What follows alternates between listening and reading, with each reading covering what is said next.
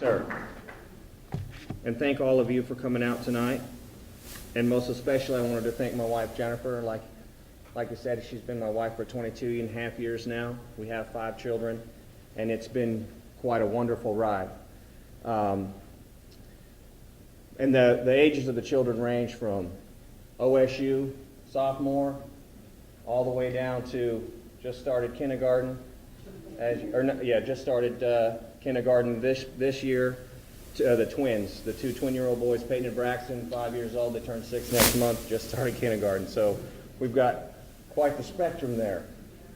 Been in the National Guard for 23 years, 3 times deployed, and hard work all those years. My wife has worked either in the home or out of the home all those years. So I think we definitely know what it means to labor, her probably more so than me with having had 5 kids.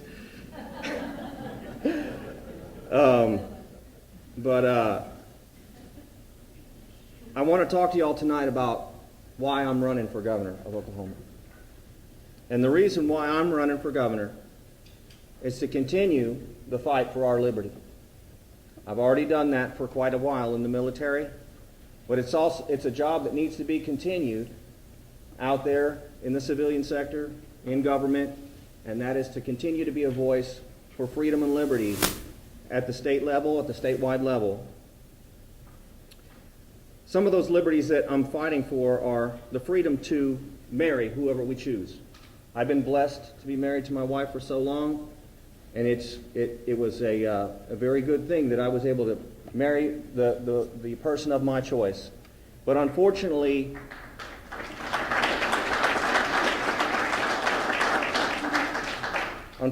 in America today, that has not been recognized until almost recently. And here in Oklahoma, it remains to be up in the air. And folks, we need to send a message through our state legislature and with the strength of the office of our governor to say that every Oklahoma citizen will be able to marry whoever they choose in the state.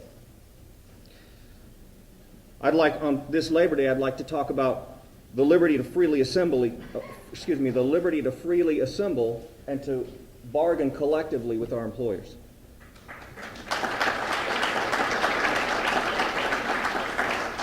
The First Amendment of the United States allows us to freely assemble, and we have other rights that protect our right to contract, and we should not have a government that's going to interfere with those labor contracts and try to shut them down. Another liberty that I'm going to talk about with you today is the freedom to deal with our bodies and ingest into our bodies whatever it is we choose. That is not something that the government should be telling us what we can and cannot ingest. We've been fighting a drug war now for, 50, 60 years, and it hasn't gotten us anywhere. We've spent trillions upon trillions of dollars. We've locked up mothers and college students for something as simple as having a couple of joints, and put our state government in the bankruptcy hole in the process. And folks, I'm talking today about the liberty to stop all that and to stop the liberty to have our privacy back, our privacy of our lives and our papers and our effects that have been invaded by the government in a over-aggressive move to try to continue prosecuting a failed drug war upon us. Talk to you about the liberty to immigrate to our great state. The liberty to come here, the liberty to work here, the liberty to not have a government that says that we're going to unconstitutionally deport you just because you're of the wrong color or the wrong ethnic background.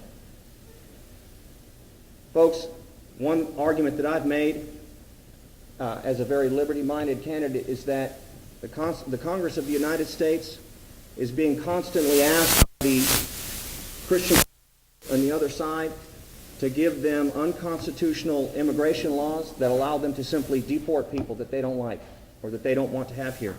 And I've tried my best to stand in their face and say, how is it that you can call yourselves constitutionally conservatives on these other issues, but then demand that the Congress go out and do something that it does not have authority to do, and that is to deport people just because you don't like their ethnic background or where they came from.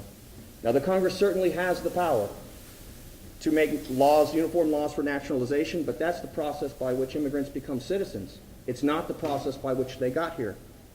So kicking them out just because you don't like the color of their skin or their nationality or their religion is not the American way, and we should not be tolerating it here in this state anymore. I'd like to also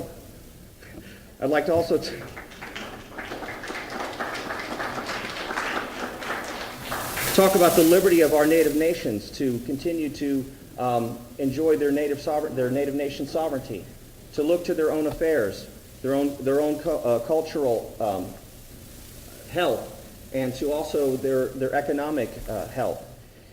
Many times in our state's history, we've had leadership, unfortunately, most of the time on the Republican side, that wants to interfere with the native nations of our state and try to dictate how they're going to run their economies, how they're going to run their schools, how they're going to run their culture. And folks, I'm here to say that I'm not going to be that kind of governor. I'm going to work with the native nations to recompact.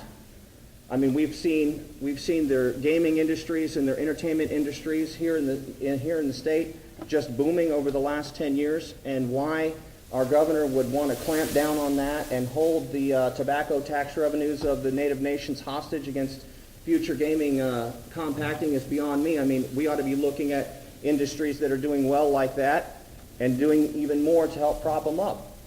And as governor, I will make sure that I do that.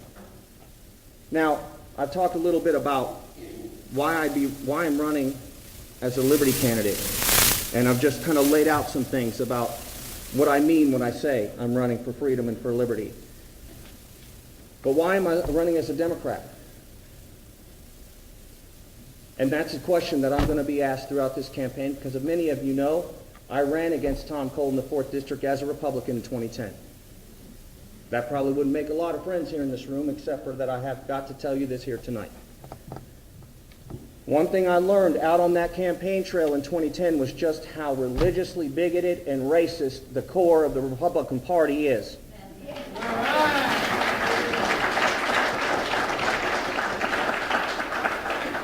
And folks, I just couldn't take it anymore.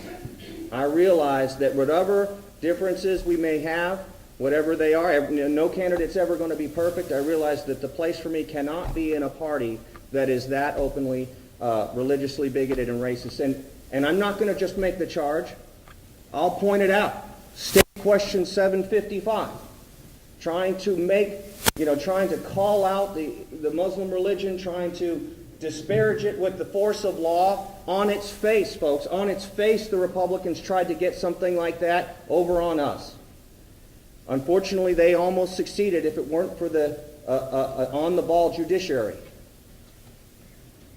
And then, of course, as I've already mentioned, on issues like immigration, we've got a state governor and we've got a state legislature that's acting, and we're pandering to a religiously bigoted base who's saying, well, let's just kick out all the illegals. And folks, I've come to the conclusion that those irrational actions or attitudes are based on racism, because I've had discussions with them and I've explained, look, this is unconstitutional, so how are you demanding your government to do this? And then I pointed out, okay, biblically speaking, not to get too religious here, but Jesus and his family were immigrants. The Bible says, welcome the sojourner to your land. So even if you talk biblically with them and point it out to say, hey, this is not only unconstitutional, but it's not very Christian either. Their eyes just glaze over. They don't want to hear it. And so, folks, the only thing I have left to tell you is it's racism.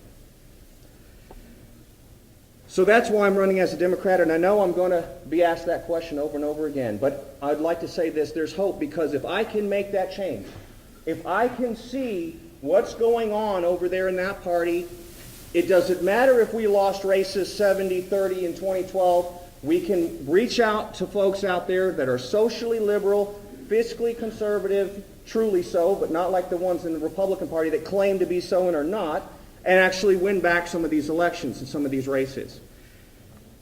So I talk about we can win. It's not just a matter of, talking high-minded issues or what I would do as governor. But folks, we also need to know here, and this is the core of our party right here, this is absolute core that's going to go out and really make things happen. Folks, I know that when you come to events like this, it's because you want to be informed about the candidates, you want to be able to share that with your neighbors, put yard signs out, you want to be able to talk about that. And so you also need to know, folks, that we can win. Now, despite the returns that we saw in 2012 with 70-30 down the card, we got to remember that there is 50% parity in the voter registration. So, folks, that means we have 20% Democrats out there voting the wrong way. We've got to change that. We've got to convince them to come back and vote for our candidates. And I like what Mr. Workman said about doing that as a coalition of candidates, coming together and winning that 20% back over to our side. Folks, something else you might not be aware of is there's about 11% libertarian voters out there. And those are a core of my supporters. And by that calculation, you will see that there are 61% that we can win in this Big Ten.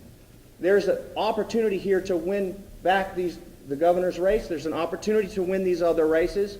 It can be done, even though we've got folks out there saying that this is, they're claiming that this is such a Republican state and so forth and it can't be done. I disagree. I honestly do think that we can win this race, and not just my race, but we can win some others, like Lieutenant Governor, like some of our state houses. And this is absolutely critical that we do this because, folks, if we didn't get going, we might have lost our ballot access by not having a governor's candidate. So I'm very happy to be here. I'm very proud to be trying to represent the Democratic Party in this race and talk about freedom and liberty issues, which I think are a unifying set of issues across all political spectrums. But I'll close with this. It can't be done alone. All of us candidates are going to need your help. I'd like to invite you to my website, voteharris.org. That's voteharris.org. Make the most generous donation you can. Visit some of these other candidates that you hear from tonight, if you like what they have to say, and help them out too. Because with your help and by coming together as a coalition of candidates, I really do believe that we can change the Democratic Party's success rate in the 2014 elections, and we can do it starting right here tonight. Thank you so much. Appreciate